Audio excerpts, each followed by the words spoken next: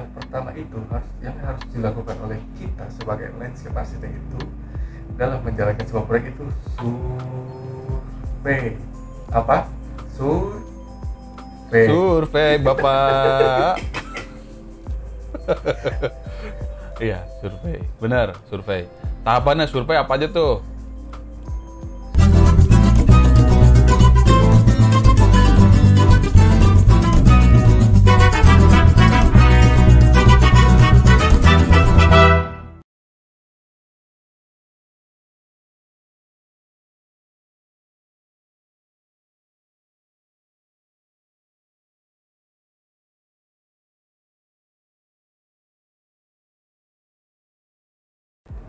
Assalamualaikum, Mas Assalamualaikum Reja. warahmatullahi.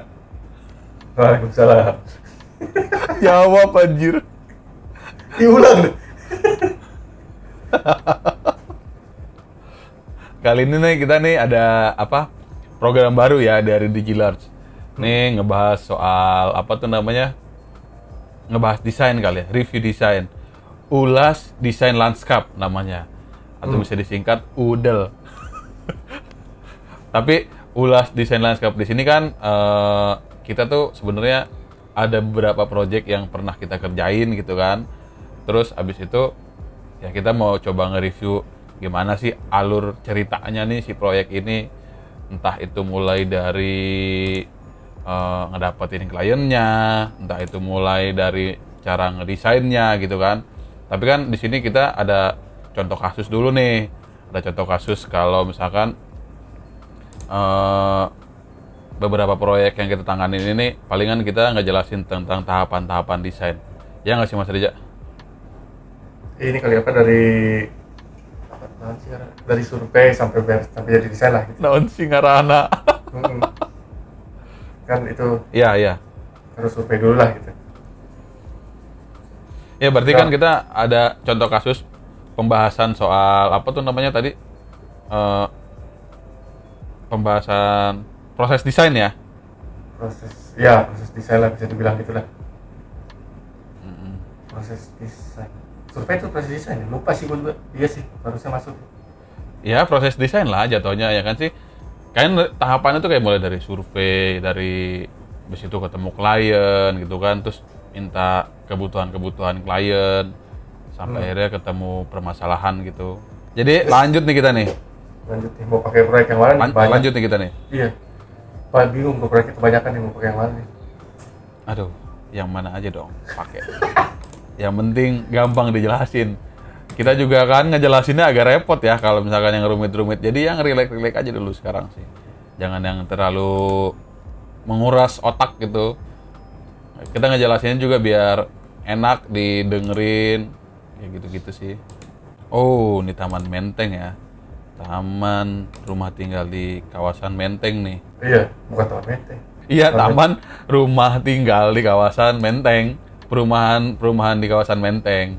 Nah, mulai dari mana nih bahasnya nih? Terserah enaknya mulai dari mana.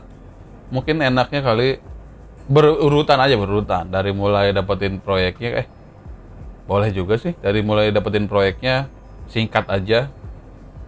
Ya, singkat aja ya. Jadi proyeknya ini dapat dari kenalan kita. Udah. Iya bener, proyeknya dapat dari kenalan kita. Iya, Kenalan kita apa namanya? dari mana sih ya? Kolaborasi.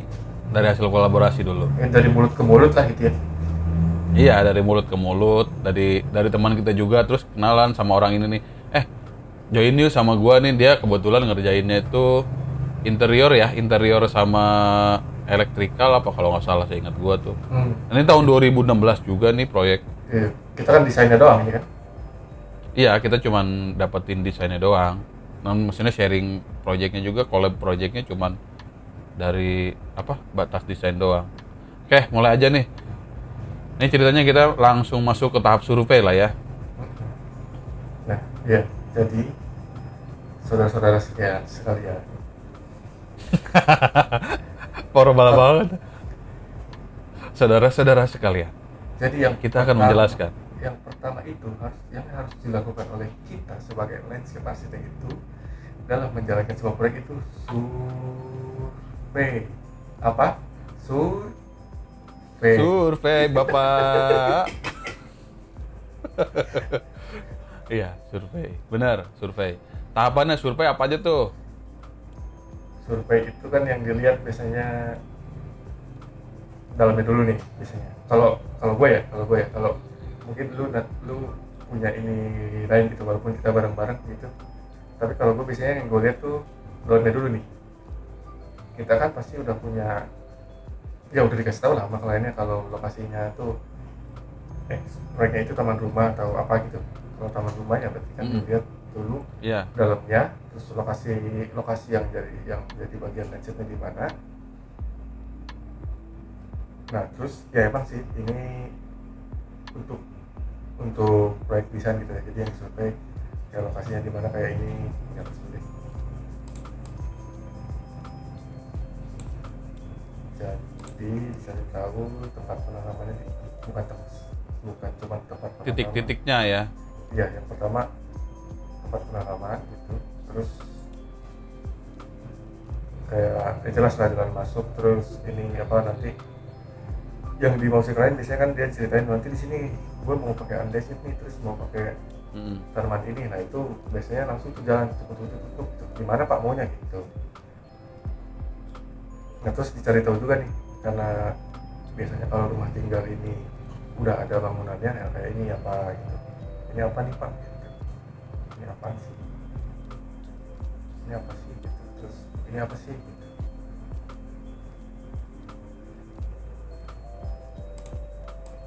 Yang bisa tahu ya gitu-gitulah yang ada di dalamnya.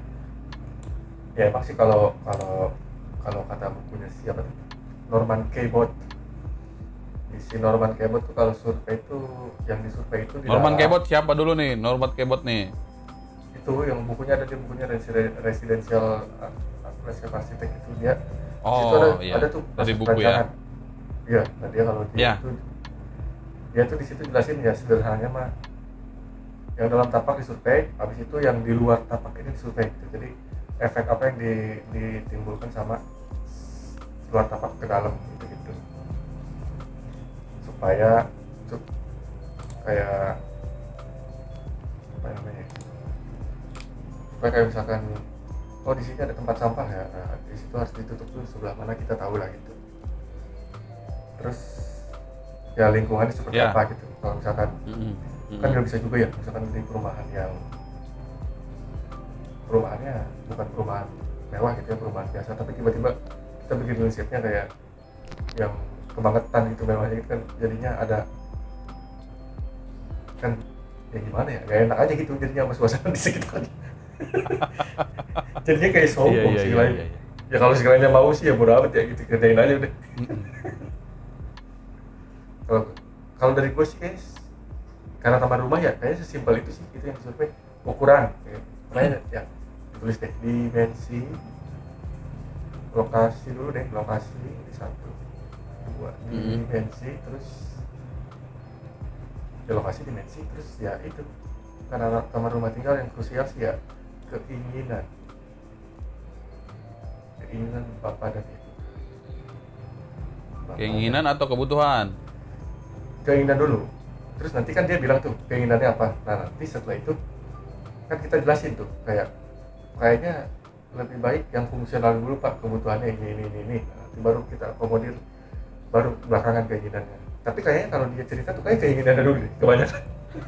Iya sih, bener ya. Saya pengen ada taman vertikal misalkan, itu kan pasti kan keinginan kan.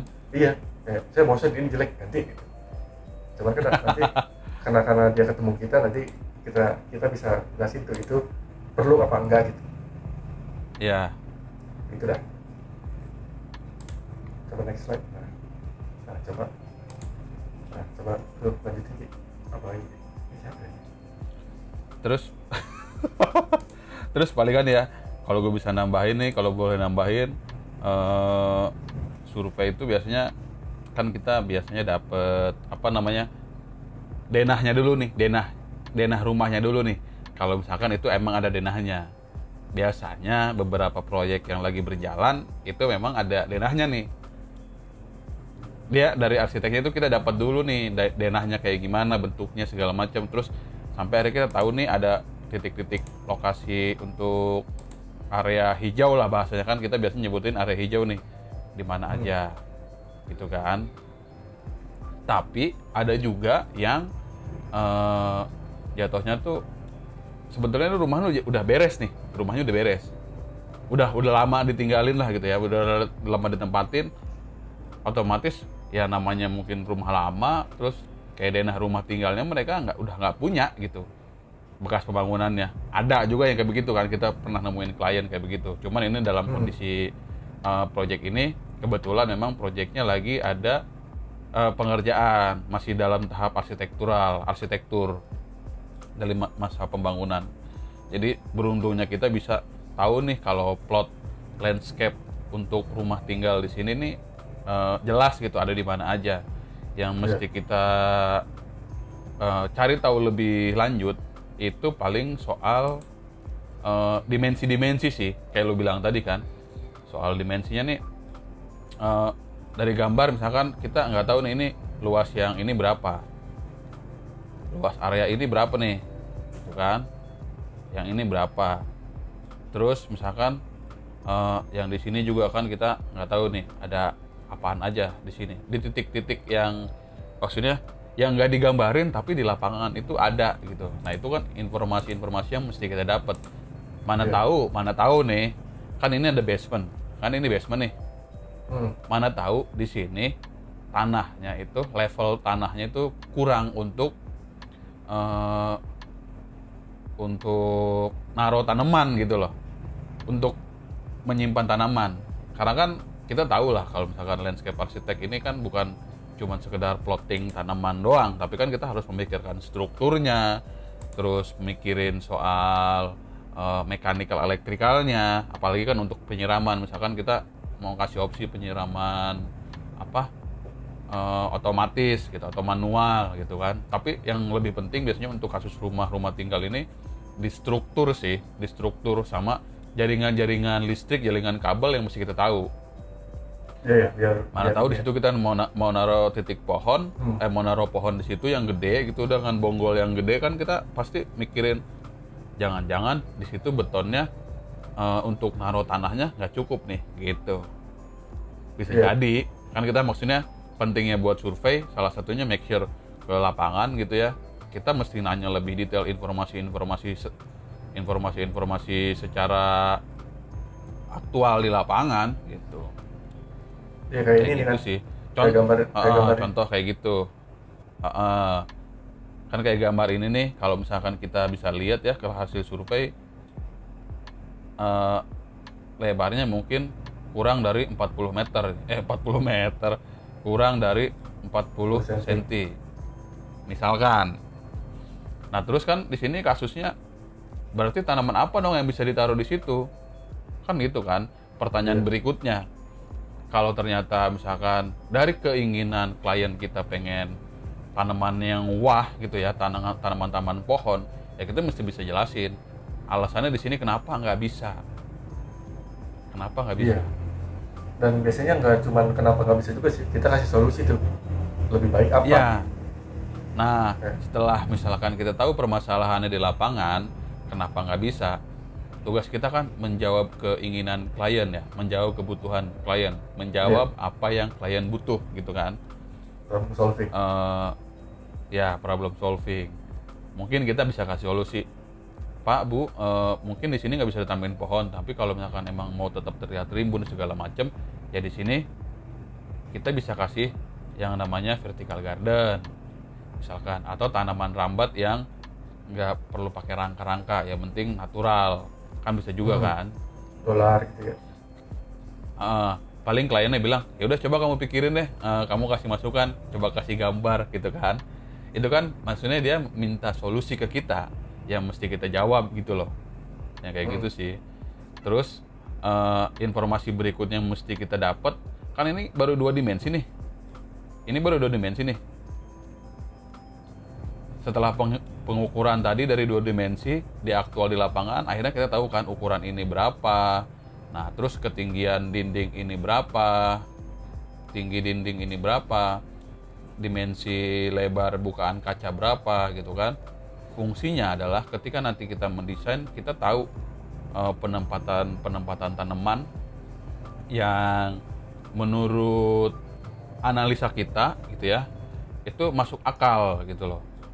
Maksud gue gini, kita kan berbicaranya bukan soal naruh tanaman di situ karena kita mau gitu loh, tapi kita juga mempertimbangkan hal lain, aspek lain gitu kan, kayak Harus gitu fungsi, sih. harus fungsi juga buat Dari fungsinya, terus kegiatan estetikanya juga dapet gitu kan. Pokoknya kita harus menjawab kebutuhan klien,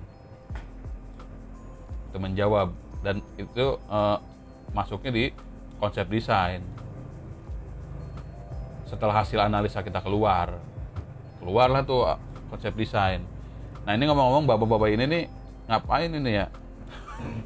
Ini tuh ini kan ada yang gue lupa dah, ada yang tukang pagernya, ada yang bukan tukang deh. Oh iya, ada yang ngerjain bener. pagar, ada yang ngerjain apa tuh railing gitu-gitu kan, beda-beda. Iya, ada orang apa namanya, marmer kemarin tuh. Marmer. Ada orang lighting, ada orang plafon, banyak orang lah. Maksudnya kita diskusi sama orang-orang yang ada di situ yang memang tahu proyek rumah tinggal itu berdiri dari nol sampai hari itu kita datang ke situ. Iya, karena kan Tuh. ini juga apa? Biar kan dia nih yang tahu. Kayak di sini nih, ini kan belum di finish nih. Ini nih. Nah kan dia tuh yang tahu di sini bakal ditaruh apa. Iya. Bakal di finish apa nah kan. Makanya Iya. biasanya kan survei bareng-bareng mereka supaya apa yang dibikin sama kita di sini gitu nyambung lah gitu sama ini. Terus bilang gitu. Nah ini Ya mesti satu kesatuan juga sama konsep bangunan rumahnya gitu. Maksudnya kita mesti tahu nih tema arsitektural dari rumah ini nih apa nih. Nah penting juga kan buat kita cari tahu gitu loh. Maksudnya kita jangan pernah ngebatasin diri buat gue cuma tanaman doang gitu. Tapi lu juga mesti tahu soal si arsitektural rumah ini kayak gimana. Terus nanti lu masukin landscape-nya seperti apa gitu kan. Bahasanya tuh sampai ke situ gitu. Bahkan ya gue bilang tadi soal struktur aja kita mesti tahu. Karena itu penting gitu. Mana tahu di sini nih kayak tadi nih gitu gue bahas. Mana tahu di sini ada basement yang apa namanya kedalaman tanahnya nggak cukup buat naruh pohon gede gitu. Mana tahu kan. Kita harus mencari solusi ketika itu ada kondisi kayak gitu. Kayak tadi tuh di basement ini nih, di atas basement ada tanah cuman 20 cm atau 30 cm cuman buat rumput doang nih misalkan. Nah, kita kan mesti mengakomodir tadi keinginan klien. Klien pengennya mau ada pohon gede di sini nih. Nggak mau tahu gue, pokoknya di sini ada pohon gede deh. Ya solusi kita harus apa namanya? Harus bisa mengakomodir, juga harus mempertimbangkan dari struktur bangunan gitu. Jangan cuma sekedar ya bisa tapi taunya mati gitu kan, tanamannya kan nggak gitu juga. Kayak gitu-gitu sih. Ya intinya sih ini ya, survei itu biar kenapa harus survei site visit itu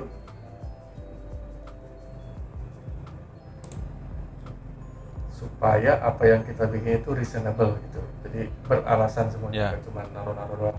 Kayak gini misalkan nih, area yang di sini kalau kita nggak survei kita nggak tahu nih, ya kan? Ini contoh kasus yang kenapa kita wajib survei. Kita mesti tahu nih kondisi lapangan. Ternyata bawahnya beton. Ini kan berarti kan kalau misalkan kita mau naruh tanaman yang agak rimbun, agak lebat gitu, berarti kan secara struktur misalkan si planternya ini kita tinggiin lagi dong. Iya nggak sih? Iya. Karena kan ini area yang di mana nih? Area di mana? Yang di sini ya. Ini foto surveinya yang di sini nih. Di situ. Mungkin kelihatan kalau dari plan-nya bisa nih menarik buat kita gubah landscape-nya, tapi ternyata pas di lapangan hasilnya itu apa? Areanya atau tempat yang mau kita desain itu masih nggak sesuai dengan standar penanaman gitu loh. Ini kan jadi pertimbangan apa, jadi permasalahan baru kan. Gimana nih biar ada tanaman di sini rimbun, terus apa namanya tetap estetis gitu.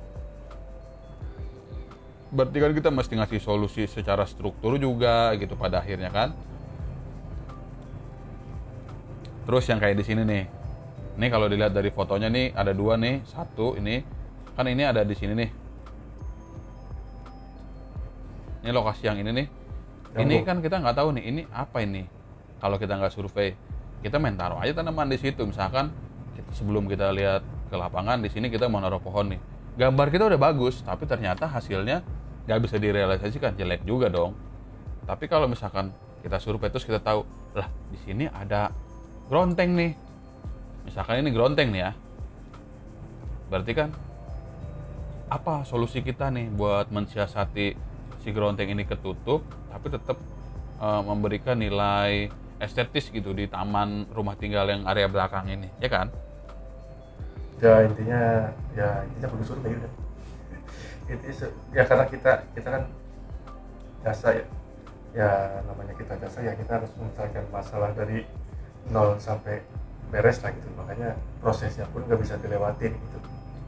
Makanya dari survei, analisis gitu. Ya walaupun analisisnya nggak ditulis gitu ya, nggak disampaikan ke kliennya secara hard copy gitu, tapi kan di kepala kita begitu datang kita langsung analisis. Ya begitulah. Ya intinya apa yang mau kita buat sebagai konsep arsitek harus beralasan dan harus berfungsi maksimal gitu buat si penggunanya. Kayak ini bahasa buku. Ya, kan kita juga belajar soal apa namanya skala ruang ya. Mana tahu kita di sini mau bikin apa ruang outdoor gitu ya, yang kita nggak tahu nih tingginya berapa segala macam kan, area tingginya mau seberapa tinggi gitu. Kayak tadi tuh soal apa namanya, kita kan menciptakan ruang luar yang nyaman, yang bisa dipakai buat berkegiatan gitu. Yang punya rumahnya tuh tetap mau di dalam rumah atau mau di luar rumah, ya kita harus menciptakan kenyamanan gitu loh si pengguna taman ini gitu. Makanya perlu juga nih soal bahas ruang luar nih.